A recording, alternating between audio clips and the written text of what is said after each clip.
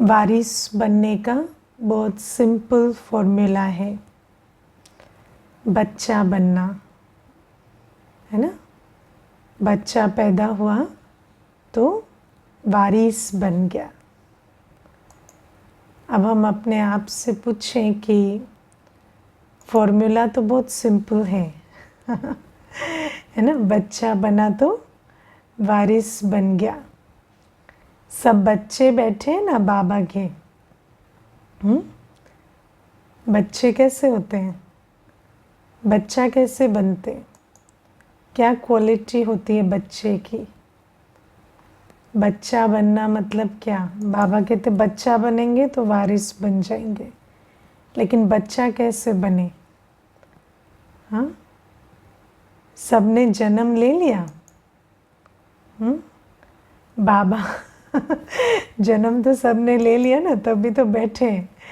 जब ईश्वरीय जन्म होता है तो उस ईश्वरीय जन्म में क्या बदल जाता है ना। बताओ, कौन बताएंगे? देखो, बाबा हमें कहते हैं कि तुम मेरे बच्चे हो, है ना। बाबा हमें अडॉप्ट करते हैं ब्रह्मा बाबा के मुख से और हमें स्मृति दिलाते हैं, है ना। बाबा हमें कहते हैं कि वास्तव में मैं तुम्हारा पिता हूँ, मैं तुम्हारा सर्व संबंधी हूँ और तुम आत्मा मेरे साथ, है ना। तुम्हारे सर्व संबंध और सर्व प्राप्तियाँ हैं। ये बाबा हमें स्मृति दिलाते हैं। और बाबा आज खास तौर से मुरली में कहते हैं कि मैं ज्ञान का सागर हूँ, पतित पावन हूँ, है ना। और ये जो ज्ञान सागर पतित पावन पिता जो परमधाम से आकर ब्रह्मा तन में बैठे हैं, इनकी मैं संतान हूँ। बच्चा बनना मतलब क्या? एक होता है हम भगवान के बच्चे हैं, वो तो भक्ति में भी कहते हैं। लेकिन बाबा हमें उस भक्ति की बात नहीं कर रहे, संपूर्ण रूपेण परिचय के साथ कि वो जो ज्ञान सागर पतित पावन शिव बाबा हैं, जो ब्रह्मा तन में बैठकर पढ़ा रहे हैं, हमें श्रीमत दे रहे हैं, मैं उसकी संतान हूँ, है ना। तो पहले तो अपनी स्मृति को करेक्ट करना कि मेरा वास्तविक स्वरूप, मेरा वास्तविक गुण, वास्तविक संस्कार स्वभाव क्या है ना। दूसरा, बाबा कहते हैं ज्ञान का सागर मेरा पिता है और वो मुझे ज्ञान सुना रहे हैं जो ज्ञान में भूल चुकी थी।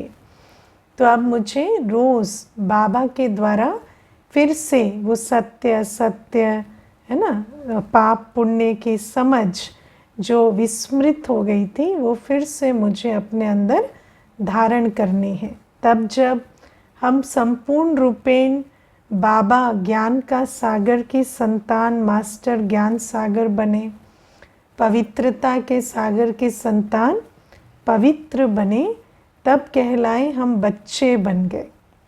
बच्चा माना हमारे, देखो 3 बातें अभी योग में भी करा रही थी ना, जानना, मानना और चलना।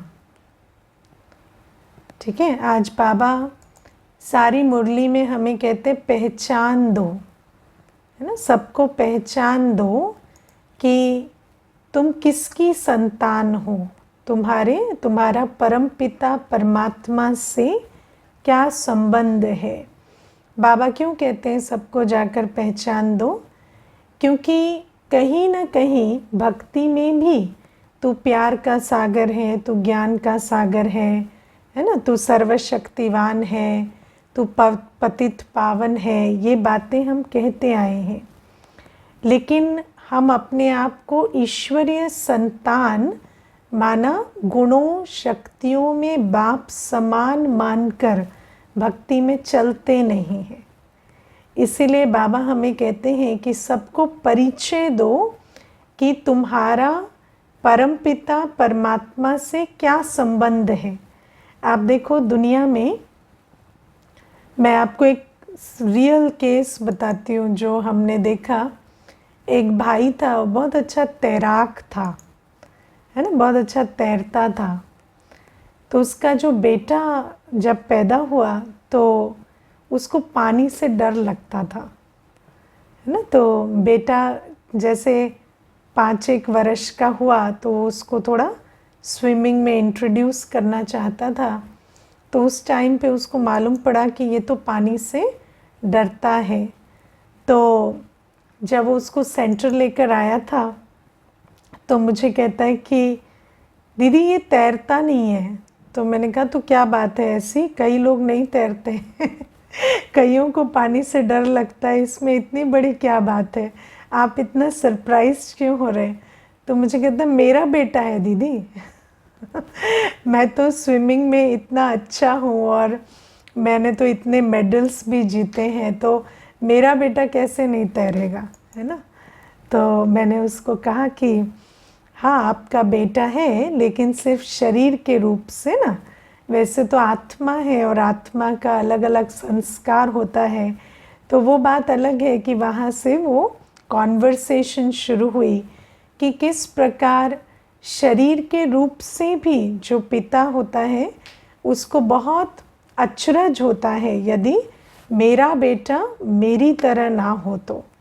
लेकिन बाबा हमें कहते हैं कि ये जो हम लौकिक में भी समझते हैं कि माता पिता, लौकिक माता पिता और बच्चे के संस्कार सेम होने चाहिए, ये भी एक भ्रम है ना। क्योंकि वास्तविकता तो ये है कि ये आत्मा है। वो शिवानी बहन अच्छा एग्जाम्पल देते हैं ना, अलग अलग सीडी है है ना। तो हर सीडी अलग अलग है, फिर वो आपस में आते हैं तो अलग अलग गाने बजते हैं, तो बहुत कन्फ्यूजन होने लगता है कि ये वाला रिकॉर्ड मेरे अंदर तो नहीं है, मेरे बच्चे के अंदर कैसे बज रहा है।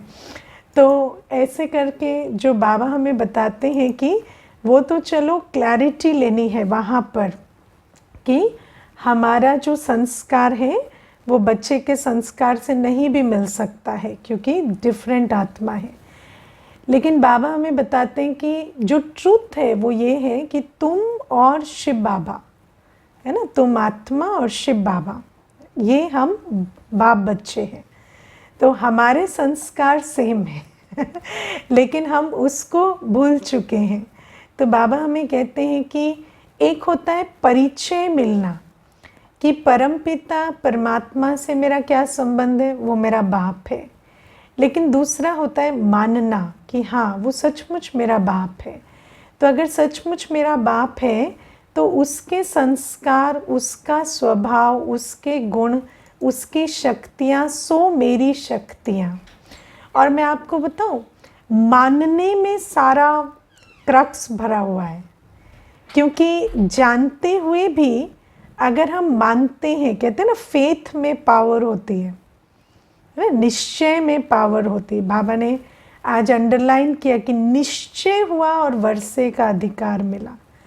तो एक होता है कि परिचय मिला, हम सबको कोर्स जब होता है तो परिचय मिल जाता है कि ये बाप है, मैं बच्चा हूँ।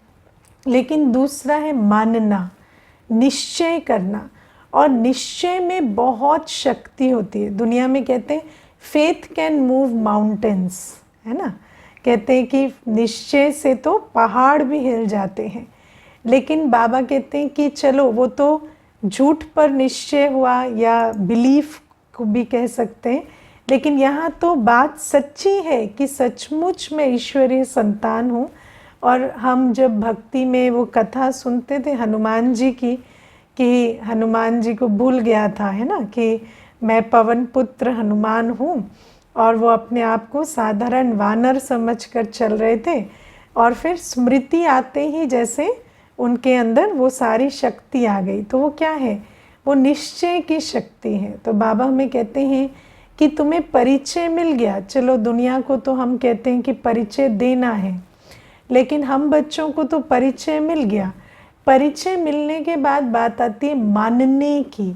क्या मैं सचमुच मानती हूँ मैं आत्मा हूँ और मैं हूँ बाबा का बच्चा, है ना तो अगर मैं अपने आप को पारलौकिक संतान और अलौकिक संतान ब्रह्मा बाप और शिव बाप का बच्चा मानकर चलती हूँ, तो फिर मानने और चलने से हमारी चाल चलन बिल्कुल बदल जाएगी, है कि नहीं।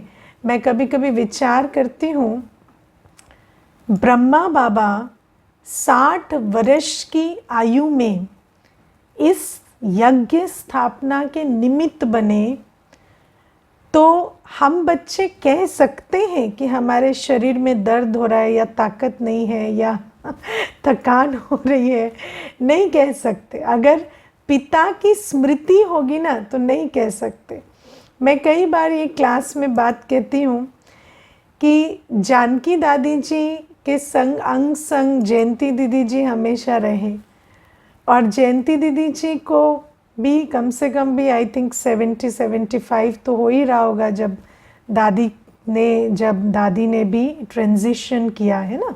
दादी भी अव्यक्त हुए तो जयंती दीदी भी 70 के तो होंगे ही, लेकिन कभी भी उनके अंदर ये संकल्प भी नहीं आया होगा कि मेरा भी तन वृद्ध हो गया। क्यों? क्योंकि उनकी जो कनेक्शन है ना कि दादी के साथ, तो दादी को देखते देखते क्या होता है कि दादी से तो मैं यंग हूँ ना तो दादी को देखे तो दादी से तो मैं 30 इयर्स यंग हूँ तो अगर देखे तो कभी उनको वो नशा ही नहीं आया होगा कि मैं बुज़ुर्ग हो गई या वृद्ध हो गई।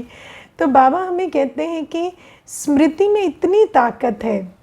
सिर्फ ये नहीं कि मैं पारलौकिक संतान हूँ, लेकिन मैं ब्रह्मा कुमार कुमारी हूँ, है ना। ये स्मृति भी यदि आ जाए कि मेरा अलौकिक पिता ब्रह्मा बाबा है, तो उसमें भी हमें कितनी शक्ति आ जाए। तो बाबा कहते जानने मानने और चलने से हम वर्षे के अधिकारी बन जाएंगे। आज मुझे मुरली में एक बात बहुत अच्छी लगी। बाबा हमें कहते हैं कि पावन माना सेंसिबल, पतित माना इनसेंसिबल। वेरी इजी, इतना इजी इक्वेशन आज बाबा ने हमें मुरली में दिया। पावन माना सेंसिबल, पतित माना इनसेंसिबल। और बाबा हमें कहते हैं ये जो कॉन्शियसनेस शिफ्ट है ना अंदर, ये इतना क्विक काम करता है कि जैसे ही हमारे अंदर ये शिफ्ट आया कि मैं पतित पावन बाप की संतान पावन आत्मा हूँ, है ना, तो सारी जो क्लैरिटी है ना, वो आ जाती है और सारे भ्रम छट जाते हैं। और जैसे ही बाप भूल जाता है, पतित पावन बाबा भूल जाता है, पवित्रता भूल जाती है, तो सब प्रकार के विकार जो है वो बुद्धि पर हावी हो जाते हैं। होता है कि नहीं? तो बाबा हमें कहते हैं इतना क्लियर है ये जो एक स्मृति का शिफ्ट होते ही समर्थी में ज़मीन आसमान का फ़र्क आ जाता है। तो बाबा हमें कहते हैं कि ज्ञान का सागर पतित पावन शिव बाबा मेरा बाप है, ये निश्चय करने से हमारे अंदर सेंसिबिलिटी आ जाती है। मुझे याद है एक माता पूछती थी, ऐसे मैसेज लिखती थी कि मुझे मेरे एक संबंध में एक माता है ना परिवार में, तो उसके साथ मुझे हमेशा कंपटीशन फील होता है ना, हर चीज़ में जैसे कंपैरिजन कंपटीशन हर समय उसके साथ फील होता है। तो उसके साथ कंपटीशन कंपैरिजन जब फील होता है तो मैं ये समझती हूँ कि मेरा ये संस्कार तो नहीं है ना, क्योंकि सिर्फ उसके साथ फील होता है, सबके साथ फील नहीं होता। अगर सबके साथ कंपैरिजन होता तो समझती संस्कार है, लेकिन सिर्फ उसके साथ होता है। अब उसमें मैं क्या करूँ? क्या मैं दृष्टि बदलूँ? तो मैं आत्मिक दृष्टि पर बहुत अभ्यास करती हूँ दीदी। मैं जब भी वो आती है ना तो ऐसे भ्रिकुटी के बीच देखती हूँ वो आत्मा है आत्मा है, लेकिन दीदी वो आत्मा दिखाई नहीं देती है। वो ऐसे कोई बात बोलती है ना, मैं फिर इरिटेट हो जाती हूँ। फिर मेरे अंदर आने लगता है कि ये तो ऐसे इस तरह की बात करती है या इतनी भी इसको अक्ल नहीं है, लेकिन फिर भी इसको आगे रखते हैं, फिर भी इसको मान मिलता है। इस प्रकार की मेरे अंदर हलचल होने लगती है। तो मैंने उसको है ना, तो आज की मुरली में इसीलिए बाबा ने बहुत अच्छी बात कही कि देह अभिमान आएगा ना, जैसे ही तुम देहधारी को देखोगे देह अभिमान आएगा, है ना। इसीलिए बाबा ने कहा बाबा को याद करो, ठीक है ना। बाबा ने कहा देहधारी को तुम्हें देखना नहीं है, उसे याद नहीं करना है, बाबा को याद करना है। अब इसमें एक छोटी सी बात हम समझेंगे, in, up and then out, in, up, then out, ठीक है। अगर आप सीधा सोचें कि मेरी किसी के प्रति दृष्टि बदल जाए, वो नहीं बदलेगी, है ना। तो पहले आत्मिक अपनी स्थिति, मैं आत्मा हूं, और फिर बाबा की याद, बाबा की याद से अपने आप को बाप समान स्थिति में स्थित करना, बाबा के गुणों में, बाबा के संस्कारों में, बाबा के स्वभाव में स्थित करना। जो बाबा का संस्कार सो मेरा, जो बाबा का स्वभाव सो मेरा, जो बाबा के गुण सो मेरे, है ना। मैं ईश्वरीय संतान हूँ। पहले अपनी करेक्शन करना, उसके प्रति दृष्टि नहीं बदल सकती, पहले अपनी स्मृति को बदलना होगा, क्योंकि जहाँ स्मृति नहीं बदलेगी तो वृत्ति दृष्टि भी नहीं बदलेगी। इसलिए बाबा हमें आज कहते हैं कि तुम देहधारियों को डायरेक्ट सोचो कि तुम्हारी उनके प्रति वृत्ति दृष्टि बदल जाए, नहीं होगा। आप कितना भी भ्रिकुटी में ड्रिल कर करके दृष्टि डालो, कुछ नहीं होगा। हाँ, कई बार ऐसे एकदम भेद के सोचते हैं ना कि शायद ड्रिल हो जाएगा, कुछ तो दिख जाएगा अंदर, है ना, ऊपर का सारा ओझल हो जाएगा, कुछ नहीं होगा। आपको फिर वही दिखाई देगा, फिर वही सुनाई देगा। इसीलिए आपको डायरेक्ट आउट जाना ही नहीं है, पहले इन, है ना। कि जहाँ पर भी आपको ट्रिगर होता है आप उस वहाँ पे मेहनत नहीं करें, पहले डिटैच, मैं आत्मा, ना, मैं आत्मा ईश्वरीय संतान हूँ। शिव बाबा ब्रह्मा मुख से मुझे जन्म देकर इतनी मेहनत मुझ पे कर रहे हैं। मैं आपको बिल्कुल, है ना, वर्केबल लैंग्वेज बताती हूँ। जो मैं अपने आप को कहती हूँ, बाबा मुझ पे इतनी मेहनत कर रहे हैं, है ना, मुझे यहाँ पर अपना अटेंशन रखना है ना। बाबा इतनी मेहनत मुझ पे कर रहे हैं, और मेरी जो भी थोड़ी बहुत प्रोग्रेस हुई है, अभी मुझे किसी के लिए उस प्रोग्रेस को नहीं गंवाना है। तो अपने आप को पहले ईश्वरीय संतान निश्चय करना है, क्योंकि देहधारियों के प्रति, देखो मैं आज विचार कर रही थी कि सतयुग में भी तो देहधारी होंगे ना, कोई आत्माएं तो सिर्फ नहीं होंगे, विथ बॉडी ही होंगे। लेकिन सतयुग में भी देहधारी होते हुए भी हमें देह अभिमान क्यों नहीं आता? क्योंकि सारा चक्कर है संस्कारों का। 63 जन्मों से हमने क्या किया है? हमने संबंधों, शरीरों और दृष्टि वृत्ति को कनेक्ट कर दिया है। आप समझ रहे हो? विज्ञान कहता है, साइकोलॉजी कहती है, the mind thinks by association. The mind thinks by association. मन जो है ना, उसका एसोसिएशन होता है संस्कारों के साथ। मैं कई बार कोर्स में कहानी सुनाती हूँ, सुना देती हूँ, क्योंकि कोर्स के तो बहुत टाइम हो गया है ना, भूल गए होंगे। तो कहानी ऐसी है कि एक बार एक भाई इंटरव्यू के लिए जाता है, जॉब इंटरव्यू के लिए। तो जब वो जॉब का इंटरव्यू देता है तो उस इंटरव्यू बोर्ड में 5 लोग बैठे होते हैं। उसका इंटरव्यू बहुत अच्छा जाता है, और पांचों के हाव भाव, उनके, है ना, बॉडी लैंग्वेज से लगता है कि इसका सिलेक्शन तो हो ही गया। जब वो बाहर निकलता है तो उसको दूसरे कहते हैं हम सूचना देंगे आपको, तो काफ़ी कॉन्फिडेंट होता है। फिर उसके बाद जो बीच में जो प्रिसाइडिंग व्यक्ति था, जो डिसीजन मेकर था, वो कहता है इसको नहीं लेना है, तो उसका सिलेक्शन नहीं होता। तो कुछ समय तक तो, क्योंकि वो व्यक्ति पावरफुल था, अथॉरिटी वाला था, तो कोई पूछने की हिम्मत नहीं करते कि क्यों आपने इसका सिलेक्शन नहीं किया। पर कुछ समय बीत जाने के बाद एक बार वो बात उठती है, तो कोई उनको पूछते हैं कि आपने इनका सिलेक्शन क्यों नहीं किया, ये तो काफ़ी अच्छे थे। तो कहते हैं नहीं, अच्छे तो थे, लेकिन क्या है ना, वो जब पीछे मुड़े तो उनके पैंट के पीछे वाली पॉकेट में एक छोटी सी कंघी थी।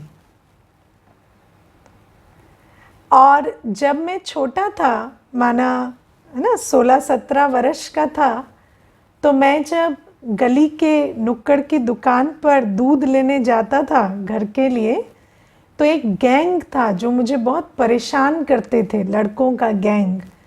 उसमें से जो लड़का सबसे तंग करता था ना, उसके पॉकेट में ऐसे कंघी होती थी पीछे। तो जैसे ही मैंने उसकी वो कंघी देखी ना, मुझे लगा ये ना ऐसे अच्छा व्यक्ति नहीं होगा, है ना, ऐसे गुंडागर्दी करने वाला होगा। तो उसके दिल में आया कि ऐसा व्यक्ति मुझे रिक्रूट नहीं करना है। अब आप देखो, ये जो कहानी है ये ऑर्गेनाइजेशनल बिहेवियर की क्लासेस में सिखाई जाती है एमबीए में, है ना। तो ये क्या है कि मनुष्य का जो मन होता है, ये कितने सारे प्रकार की जो एसोसिएशन, क्योंकि आपने जिस रूप, जिस रंग, जिस वस्तु, जिस संबंध में जिस प्रकार का अनुभव किया है, वो अनुभव भी उस प्रकार की, जैसे कई बार होता है ना, कोई कहेगा कि हमें बारिश बहुत अच्छी लगती है, कोई कहेंगे बारिश के ये बादल घिर आते हैं ना, हमें बड़ा उदास उदास सा लगता है, बड़ा ऐसे, है ना, घबराहट सी होती है। तो सेम बारिश है, सेम बादल है, किसी को बहुत अच्छे लगते हैं, किसी को घबराहट होती है। तो ये सारा क्या है कि अंदर जो स्मृतियाँ हैं ना, वो स्मृतियाँ ट्रिगर होती हैं, वो स्मृतियों का एसोसिएशन हो जाता है। किसी वाइब्रेशंस के साथ भी हमारा एसोसिएशन होता है, आत्माओं के रूप, रंग, जाति, धर्म, सबके साथ हमारा एसोसिएशन है। अगर मेरी एक स्मृति है सुनसान सड़क के साथ कि वहाँ पर्स छिन जाता है, कुछ हो जाता है, तो फिर एक सुनसान सड़क पे मुझे अच्छा नहीं लगेगा, मुझे घबराहट होने लगेगी। तो ये सब क्या है, ये सारी भावनाएं आती हैं स्मृतियों से। इसीलिए बाबा हमें कहते हैं कि क्योंकि हम द्वापर युग से विकारी दुनिया में रहे और विकारी दुनिया में हमारे अनुभव अच्छे नहीं रहे, है ना, हमारे अनुभव विकारी रहे, भय, चिंता, ईर्ष्या, द्वेष, काम, क्रोध, लोभ, मोह, देह अभिमान। तो बाबा कहते हैं जब तुम डायरेक्टली इस विकारी दुनिया के कनेक्शन में आ जाते हो ना, बिना अपनी रीसेटिंग किए, है ना, एक होता है कि आप जो संस्कार है उसके साथ ही आ गए विकारी दुनिया के संबंध में, आत्मा को देखा, परिस्थिति में आए, वाइब्रेशन के बीच आए और अपनी कॉन्शियस प्रोग्रामिंग नहीं की है, कॉन्शियस अटेंशन नहीं दिया है, तो फिर क्या होगा, देह अभिमान आपका ट्रिगर हो जाएगा और उसके बाद वो जो भावनाएं हैं वो कर्म कराएंगी। कई बार आप देखना ब्राह्मण जीवन में ऐसा होता है कि अंदर इतनी तेज युद्ध चल रही होती है कि अंदर से रिपीटेड आवाज़ आ रही है, नहीं ये नहीं करना है, ये गलत है, ये सोच नहीं चाहिए, ये कर्म नहीं चाहिए, ये नहीं करना है, नहीं करना है, लेकिन कर्म वही होता जा रहा है। क्यों हो रहा है? क्योंकि वो जो एसोसिएशन है वो बहुत फास्ट काम कर रहा है। आप एक देहधारी के साथ हैं जिसके साथ आपकी स्मृतियाँ अच्छी नहीं हैं, तो वो जो एसोसिएशन है वो आपके संकल्प, आपकी भावनाएं, सब कुछ डिक्टेट कर रहा है। लेकिन वो जो आपको करना चाहिए, जो मेरे ब्राह्मण जीवन का कर्तव्य है, वो कैसे करेंगे अगर हम इसी तरह से बहाव में बहते रहेंगे। तो बाबा हमें कहते हैं इसीलिए तुम क्या करो, तुम किसी को याद नहीं करो किसी को देखो नहीं, किसी को सुनो नहीं, किसी को याद नहीं करो, तुम मुझे याद करो और मेरी याद में देखो, याद में सुनो, याद में कर्म करो। और इसके लिए चाहिए मेहनत, क्योंकि अगर हम अपने दिनचर्या में इतना प्रोग्राम ना बनाएं कि बाबा की याद को इतना पक्का करना है और सारे दिन में जो फाउंडेशन है अमृत वेला का वो इतना स्ट्रॉन्ग नहीं है कि सारे दिन में हम जब कर्म में आते हैं उससे पहले हम 10 सेकंड अपने आप को रीसेट कर सके। इसको इंग्लिश में कहते हैं एंटरिंग एंड सेंटरिंग, है ना।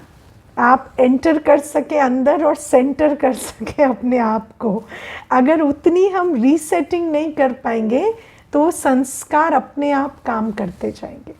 तो इसीलिए बाबा हमें कहते हैं कि देहधारी को बिल्कुल याद नहीं करो, तुम एक बाबा को याद करो। और बाबा की याद के बीच में देहधारी से मिलना जुलना, कर्तव्य करना, तब जाकर तुम विकर्मी खाते से बच सकेंगे। इसीलिए ये जो अभ्यास है स्मृति परिवर्तन का कि मैं आत्मा बाप की संतान हूँ और बाप की संतान बाप के समान हूँ, अपने स्वरूप, स्वपिता, स्वधर्म, है ना, इसको सारे दिन याद करना और उस अवस्था को इतना जमाना कि जब हम पतित दुनिया के बीच भी आए तो वो हमें खींच ना सके और हम अपनी सेंटरिंग के साथ रेस्पॉन्ड कर सके। तो ये आज की मुरली का सार है। और प्यारे बाबा आज हमें कहते हैं मांगने से मरना भला। लेकिन देखो मुझे याद है ना, आज शिवानी बहन बहुत याद आ रही। तो आज एक उनके और एक क्लास है, हम मधुबन में ही थे उस समय। तो एक क्लास में वो सुना रही थी कि मुझे कुछ नहीं चाहिए, है ना। तो सबको बोले कि आप बोलो मुझे कुछ नहीं चाहिए। आधा हॉल नहीं बोल रहा था, हाँ आधा हॉल नहीं बोल रहा था मुझे कुछ नहीं चाहिए, है ना। क्योंकि व्यक्ति को वैसे तो बाबा कहता है मांगने से मरना भला, लेकिन बोलने में भी लगता है कि मुझे कुछ नहीं चाहिए, बोलना भी नहीं है ना। क्योंकि व्यक्ति सोचता है कि अगर मुझे कुछ नहीं चाहिए बोल देंगे तो शायद कुछ मिलेगा ही नहीं। तो बाबा हमें कहते हैं मांगने से मरना भला, लेकिन हमेशा संकल्प यही रहता है कि इससे कुछ मिले, उससे कुछ मिले, उससे कुछ सैल्वेशन मिले, इससे कुछ प्राप्ति मिले। लेकिन जो मेन बात है, देखो मैं आज देख रही थी कई धारणा के सार में लिखते हैं मांगने से मरना भला, लेकिन जो की है वो क्या है कि बाबा ने कहा तुम्हें बाप से सब कुछ मिल गया ना, है ना, बाप का वारिस बने। अब मांगना बंद कब होगा? जब हम बाप के वारिस बनेंगे। लेकिन बाप का वारिस बनने के लिए तो हमें सौदा करना पड़ेगा ना है ना। अगर मैं मेरापन छूटा नहीं है, अभी भी मैंपन मेरेपन में है ना, मेरा तन, मेरा मन, मेरा धन, मेरा संकल्प, मेरा समय, और तेरा किया नहीं है, तो ऐसी आत्मा कैसे मांगने से छूटेगी, है ना। तो ये जो सौदागरी है, वो सौदागरी जो नहीं सीखेंगे, जो बाप को वारिस नहीं बनाएंगे, वो वर्षे के अधिकार का अनुभव कैसे करेंगे और मांगने से मरना भला सीखेंगे कैसे। तो बाबा हमें कहते हैं इसीलिए पहले तो बाप से सौदागरी करनी पड़े। जब बाबा का बनेंगे, सब कुछ बाबा पर बलिहार जाएंगे, तब बाबा के वर्षे का नशा खुशी होगी कि ऐसा सर्वशक्तिवान परमात्मा मेरा हो गया, तो फिर मुझे क्या चाहिए। और तब जाकर मांगने से मरना भला होगा। वरना क्या है, मांगने का क्लॉक तो टिक टॉक है ना, चलता ही रहता है। कैसे मांगते हैं देखा है ना, बच्चा जैसे ही 16 वर्ष का, 12 वर्ष का भी हो जाएगा, 11 वर्ष का भी हो जाएगा, है ना, तो क्या कहेंगे पानी तो दे सकते हो ना, पानी भी उठ के नहीं दे सकते क्या, है ना। फिर 15-16 वर्ष का हो जाएगा तो कुछ और, फिर 23-24 वर्ष का हो जाएगा तो जॉब क्यों नहीं करता, फिर 30 वर्ष का हो जाएगा तो ऐसे सर पकड़ के बैठते हैं कि कुछ देता नहीं है घर में खर्चा, है ना तो बच्चों से भी इतनी एक्सपेक्टेशन रखते हैं, तो हर एक से मांगना शुरू हो जाता है। कोई सिर्फ ऐसा नहीं कि बाहर वालों से, लेकिन मैंने देखा है कि जो मांगने का संस्कार है, क्योंकि जहाँ मांगना शुरू होता है वहीं पर डिसअपॉइंटमेंट शुरू होती है ना। लेकिन बाबा हमें कहते हैं कि हर एक आत्मा को, देखो अभी सबसे पहली चीज़ है खुद सौदागरी सीखो, वर्षे का अधिकारी बनो, अन्यों को भी सफल करना सिखाओ, है ना। अपने प्रति लेना, अपने प्रति मांगना भूल जाना है ना। मुझे याद है एक माता ने मुझे पूछा कि बच्चे का भाग्य कैसे बनाए। मुझे तो कोई एक्सपेक्टेशन नहीं है दीदी, क्योंकि बच्चा जो है वो करे ना करे, हमें बाबा ने बहुत कुछ दिया, तो बच्चे का लेकिन भाग्य कैसे बनाए, क्योंकि वो कुछ भी नहीं करता है, सिर्फ सारा खर्चा जो है अपने प्रति ही करता है। तो मैंने उसको कहा कि उसका भी सफल कराओ, उसको भी कुछ ना कुछ यज्ञ सेवा सिखाओ। तो वो बीच में एक बड़ा वेस लेकर आई थी और मुझे कहती है, ये मैंने बेटे को कहा कि तुम जाओ अपनी सैलरी से खरीद के लाओ और सेंटर की सेवा में दो। तो बहुत खुश थी कि उसने दिया। तो आप देखो कि बाबा हमें कहते हैं कि किसी से भी मांगना नहीं है, और हमेशा याद रखना है कि जो भी मैं आत्मा, मैंने बाबा से सौदागरी की है, तो बाबा ने मुझे कहा है कि अंतिम श्वास तक भी बाबा मेरी जिम्मेवारी लेगा, मेरा दाल रोटी का इंतज़ाम बाबा लास्ट तक करेगा, है ना। दाल रोटी भी, बॉर्नविटा भी, है ना। बाबा का बॉर्नविटा पता है कि नहीं? हाँ, बाबा गुड़ का बॉर्नविटा बनाता था, है ना, साकार बाबा। और बाबा कहते हैं कि बॉर्नविटा भी मिल जाएगा, दाल वो रोटी भी मिल जाएगी, सब कुछ मिल जाएगा। तो बाबा कहते हैं तुम्हें किसी से कोई उम्मीद नहीं रखनी है, तुम्हें तो सौदागरी करनी है और समझना है कि मैं बाबा का तो बाबा मेरा, बाबा मेरी जिम्मेवारी लेगा, और अन्यों को भी जैसे आपने सौदागरी की ऐसे उन्हें भी सिखाना है, उनका भी सफल कराना है। और आज प्यारे बाबा ने हमें वरदान में बहुत अच्छी शिक्षा दी कि अमानत है ना। देखो कुछ शब्द, 4-5 शब्द आज वरदान में बहुत अच्छे हैं। पहला अमानत, तन मन धन वस्तु सब अमानत है।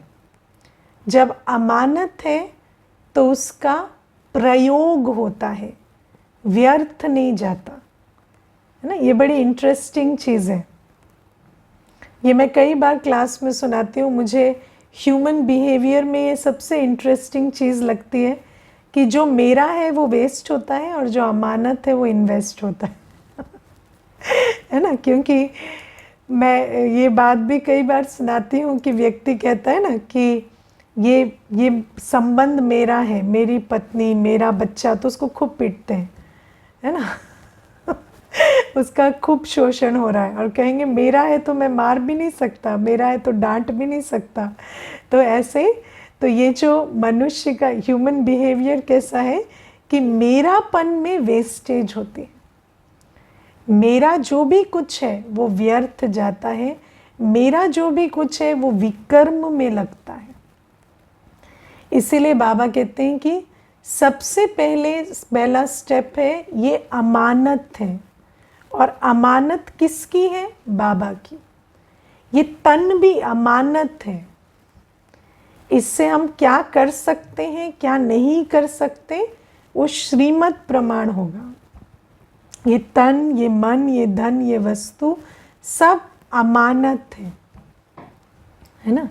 और जब ये अमानत है तो किसकी अमानत है? शिव बाबा की। जब अमानत उसकी है तो हर प्रयोग में योग जुड़ा होगा। जब भी प्रयोग करेंगे तो आपका योग होगा। क्यों?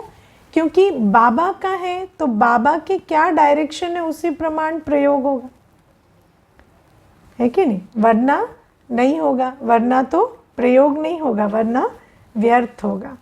और बाबा कहते हैं अमानत है तो योग है, योग है तो प्रयोग है, व्यर्थ नहीं जाएगा, और प्रयोग है तो प्रगति है, प्रयोग है तो प्रगति है, कम खर्च बाला नशीन है। थोड़ा भी लगाएंगे ना तो पदम गुणा पाएंगे, क्योंकि श्रीमत हमें सफल करना सिखाती है। सफल करने से सफलता मिलती ही मिलती है। लेकिन लिंक को समझना, पहली चीज़ है अमानत। जहाँ अमानत नहीं है वहाँ खयानत है, और खयानत में कभी प्रगति नहीं होती।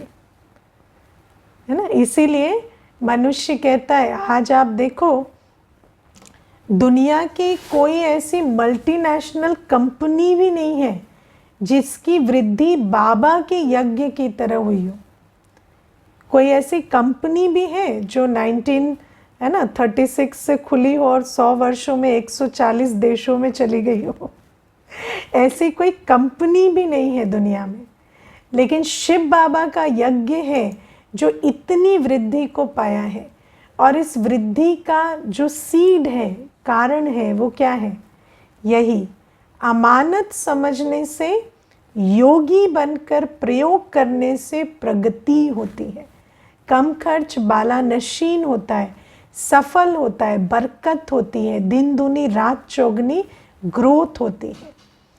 तो बाबा हमें कहते हैं, और दुनिया में आप देखो मनुष्य इतना तन की भी शक्ति, आज आप देखो कितनी एक्सरसाइज, कितनी डाइट, इतना डाइट का ज्ञान तो है ना 10 वर्षों पहले भी नहीं था, लेकिन इतनी डाइट का ज्ञान, इतना एक्सरसाइज का ज्ञान, इतनी मेडिटेशन की पद्धतियाँ दुनिया में चलती हैं, इतने इनकम करना और कैसे उस इनकम को बढ़ाने के मेथड्स इतने लोग सीखते हैं, लेकिन फिर भी प्रगति क्यों नहीं हो रही है? फिर भी ये जो दुनिया है ये तामसिकता में क्यों गिरती जा रही है? दुख क्यों बढ़ता जा रहा है? तो बाबा कहते हैं क्योंकि अमानत समझ कर नहीं चलते, और जहाँ अमानत नहीं है वहाँ व्यर्थ है, विकर्म है, और वहाँ कभी प्रगति नहीं होगी। वहाँ खर्च ज़्यादा होगा और सुख शांति सफलता शक्ति की प्राप्ति बहुत बहुत कम होगी। ठीक है। और फिर प्यारे बाबा हमें कहते हैं असली त्याग क्या है? विकर्मों और विकारों का त्याग, है ना। कई होते हैं ना, जैसे भक्ति में क्या करते हैं, मैंने बैंगन छोड़ दिया, मैंने आलू छोड़ दिया, है ना। कहेंगे अपना फेवरेट भोजन छोड़ दिया, है ना। ऐसा भी करते हैं, ऐसा भी नहीं कि सिर्फ बैंगन पसंद नहीं था तो बैंगन छोड़ दिया, लेकिन कई होते हैं फेवरेट सब्ज़ी भी छोड़ देते हैं, फेवरेट फल भी छोड़ देते हैं। मैंने एक को सुना वो आम छोड़ दिया बोलते थे, है ना। तो आम इतना अच्छा लगता था पर आम भी छोड़ दिया। लेकिन बाबा कहते हैं वो सब ठीक है, आपकी भावना अच्छी है कि कोई फेवरेट चीज़ छोड़ दी, लेकिन वो त्याग है ना, उस त्याग से भाग्य नहीं बनता। त्याग माना जो भाग्य बनाए, और जो भाग्य बनाता है वो त्याग है विकारों और विकर्मों का त्याग, है ना। तो पहले तो विकारों और विकर्मों की अंडरस्टैंडिंग जो प्यारे बाबा हमें दे ही देते हैं, और फिर उनको छोड़ना। और त्याग में चाहे आप बैंगन आलू छोड़ो चाहे विकार छोड़ो, बहुत डिटर्मिनेशन, दृढ़ता चाहिए होती है ना। तो बाबा हमें कहते हैं वही दृढ़ता जो बैंगन आलू की लगाई ना, वो इसमें लगाओ। वो दृढ़ता जो है वो तुम्हारा भाग्य बनाएगी। क्योंकि देखो भारत में त्याग की तो प्रथा है, ऐसी बात नहीं है कि त्याग नहीं करते हैं। त्याग करना तो भारत में एक प्रथा है। अब तो चलो भारतीय संस्कृति भी थोड़ी ऐसे ढीली हो गई, लेकिन फिर भी त्याग का तो भारत में कल्चर है, चाहे वो व्रत करना हो चाहे कुछ भी हो।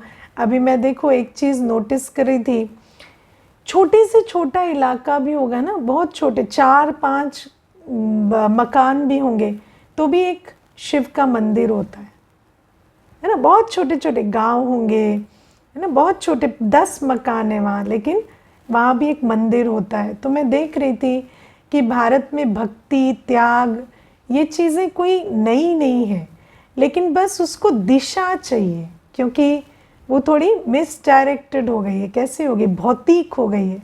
भौतिक त्याग है ना, भौतिक कर्म कांड में फंस गए। इसीलिए बाबा आज कहते हैं ना कि यात्रियों को समझाओ, सबको परिचय दो कि वास्तव में तुम्हारा पिता कौन है, वास्तव में तुम्हारा दुश्मन कौन है। आज बाबा जैसे मुरली में बताते हैं ना कि पतित पावन तुम्हारा शिव बाबा जो है वो तुम्हें सेंसिबल बनाते हैं, और इनसेंसिबल बनाता है रावण। तो मैं आज विचार कर रही थी, देखो इतने लोग भक्ति करते हैं, और सचमुच शिव बाबा हमें बार बार कहते हैं ना मेरे भक्तों को जाकर परिचय दो। तो हृदय विदीर्ण होता है कि आत्माएं अपना कितना समय संकल्प शक्ति लगाकर कितनी भक्ति कर रही हैं, और उनको बस इतना समझाना है कि तुम अपने आप को आत्मा समझ बाबा को याद करो और विकारों का त्याग करो, तो तुम्हारा भाग्य बन जाएगा, है ना। और बाबा आज कहते हैं ना कि पर्चे बांटो और है ना कार्ड छपाओ। तो आपको पता ही है हर महीने पैम्फलेट्स की सेवा होती है सेंटर पर, तो सभी उसमें योगदान दिया करें, क्योंकि ये जो पर्चे या इनविटेशंस देते हैं हम, जूम के इनविटेशंस, तो बाबा हमें कहते हैं और जितना तक आपकी रीच है उतना करें। और जैसे लोकल में हम लोग सेंटर्स की सेवा करते हैं तो पैम्फलेट्स भी बांटते हैं, तो आप लोग जितना उसमें सहयोग देंगे उतना और आत्माओं तक पैम्फलेट छपा कर ऑफलाइन कोर्स भी हम कराएंगे, है ना। तो इन चीज़ों का अटेंशन देना है, क्योंकि सचमुच अगर आप चारों तरफ नज़र घुमा कर देखेंगे तो भगत भगवान की खोज में बहुत त्राही त्राही कर रहे हैं, और हम बच्चों का फ़र्ज़ है कि उनको उनके बाप से मिलाएं। ओके, ओम शांति।